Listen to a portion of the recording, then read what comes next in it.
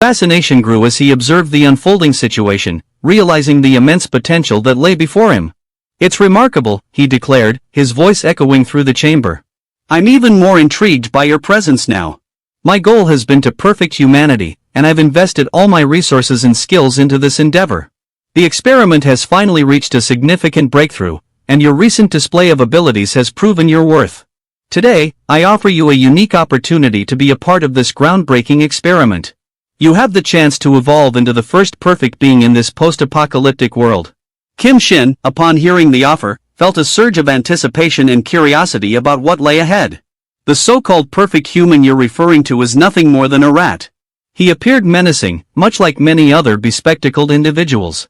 "Ah, so you figured out the main focus of the research." "That's correct. The genes of rats are indeed the closest to those of humans." With a sinister grin, he continued, "I plan to use rat genes to create an army of rats and then conquer the post-apocalyptic world for ourselves. That would be paradise." His laugh echoed with malevolent satisfaction.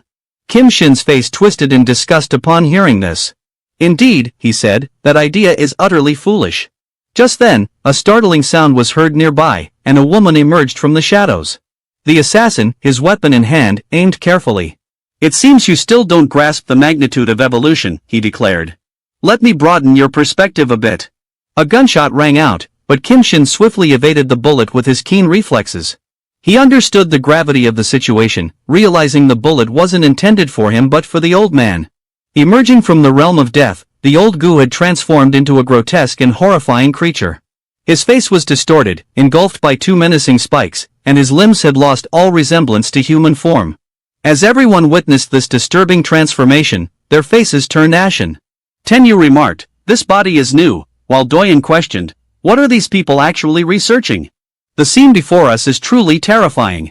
The boss pointed out that the massive, gooey creature we're facing is a sumo wrestler, whose considerable bulk not only makes him formidable in close combat but also, with the addition of a grade 3 injection, significantly boosts his strength and regenerative abilities, rendering him nearly invincible. The once familiar 𝗂𝗄 has now morphed into a nightmarish entity with extra eyes sprouting along its arms and menacingly sharp teeth. 𝗏𝗂, with an air of arrogance, proclaimed, "Now you see the power of evolution. You're up against a level 3 evolved being who knows your place and serves me." In response, Kim Shin defiantly raised his middle finger and provocatively questioned the other person's mother. Turning people into monsters might seem impressive, but it's far from something to be proud of. When the order was given, the transformed individual let out a fierce roar and charged at Kim Shin, morphing into a Sonic-like figure and rolling towards him with the intent to attack. The scene was so startling that everyone around was immediately filled with concern for Kim Shin. Two New York shouted, "Kim Shin, be careful." Yet, Kim Shin stayed composed as he faced the terrifying, electrified monster. With both hands, he fought back and said, "Stop." The monster paused, and Kim Shin continued, "Do you really think that adding 2 batteries to a weapon will electrocute someone?" To demonstrate, he forcefully shoved the power source into 𝗲𝗄's mouth. 𝗲𝗄, misunderstanding and thinking he was being fed, bit down hard, resulting in a deafening explosion. After defeating him, Kim Shin turned around with a sense of confidence, only to find Tanu and Duan watching him with anxious expressions. They questioned, "Did you actually defeat him?" Lucan, astonished, remarked on the unexpected use of explosive pins to inflict damage. However, as he had previously mentioned, the class-beat medicine had potent healing capabilities. In the midst of this, Lao's face rapidly healed, shifting from a somewhat human-like appearance into a true monstrosity. As Lao morphed into a more terrifying form, Lian chuckled and taunted. "It looks like you're powerless against the might of evolution, huh? Ha ha." Without missing a beat, Kim Shin ascended into the air and launched a powerful punch at the monster. Yet, it quickly became apparent that this single strike was insufficient. Continuing with a flurry of precise strikes, akin to a skilled martial artist, he pondered how few people were aware of superpowers in this era, so he remained determined to keep his abilities a secret. Meanwhile, Kim Shin used his powers to make the battle nearly invisible to onlookers, causing Duan to fret and comment on how the dust was obscuring their view. Yet, he marveled at his own clear line of sight, wondering if viewers shared his clarity. 𝗏𝗂 questioned what 𝗏𝗏 had in store for the endgame.